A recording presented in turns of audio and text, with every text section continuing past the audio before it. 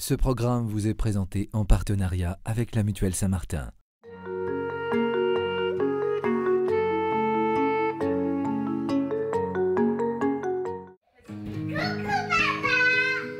20h un vendredi soir, Daphné, Mathieu et leurs 2 filles sont enfin réunis. C'est un moment que les parents apprécient particulièrement. Le couple est en pleine reconstruction depuis quelques années.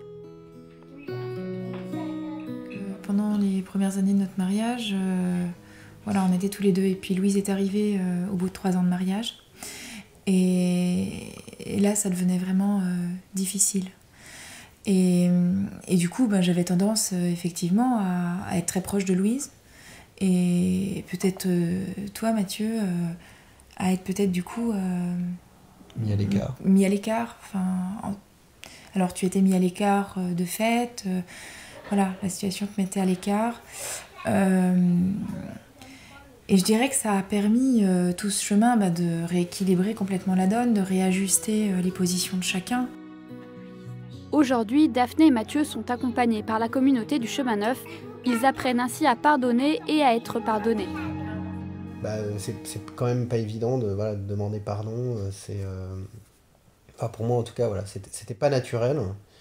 Et je me rends compte qu'en fait, c'est de plus en plus facile. C'est comme un muscle qu'on travaille. Au début, ça tient un peu, et puis après, ça devient beaucoup plus simple. Et effectivement, mais c'est ça, c'est une mécanique en fait à mettre en marche, le pardon. En fait, c'est hyper simple. En fait, aujourd'hui, c'est très simple.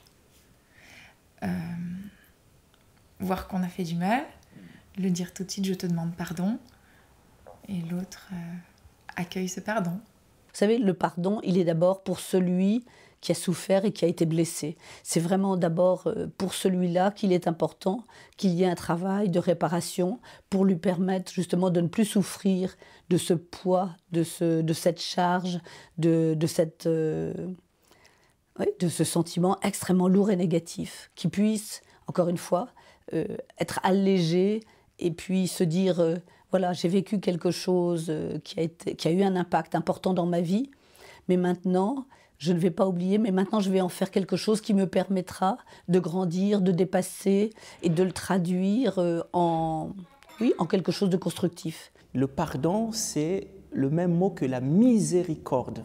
Misère du cœur, misericordias.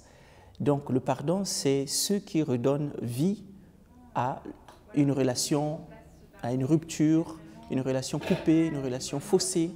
Il y a plusieurs manières de vivre un pardon dans le couple, mais c'est à chaque couple de trouver ce qui est bon pour eux, dans quel langage ils vont se dire leur pardon. Et le pardon, c'est ce qui remet le couple sur le chemin de l'amour. Depuis 3 ans, Mathieu et Daphné vivent du sacrement de réconciliation, un moment fort qu'ils vivent chacun de leur côté et qui fortifie leur couple. On a vraiment vécu quelque chose de très fort. On a vraiment accueilli la miséricorde de Dieu. Pour la première fois, on s'est vraiment demandé pardon et on a accepté d'être pardonné. Donc ça a été le début de notre chemin en fait de reconstruction. Le sacrement du mariage se nourrit aussi du sacrement du pardon. Le mariage étant le lieu où se vit la communauté, et là où il y a communauté, la communauté c'est toujours un lieu de pardon, le fruit de la réconciliation, du sacrement. Ce n'est pas pour repartir, continuer à ruminer ces paroles, c'est vraiment laisser la fête et la joie, comme dans la parabole du fils prodigue. Pour le jeune couple, la reconstruction se vit dans la foi et dans le temps. Daphné et Mathieu apprennent ainsi à renouer le dialogue en toute humilité. Le pardon, ça nécessite d'accueillir quand même, d'être aimé.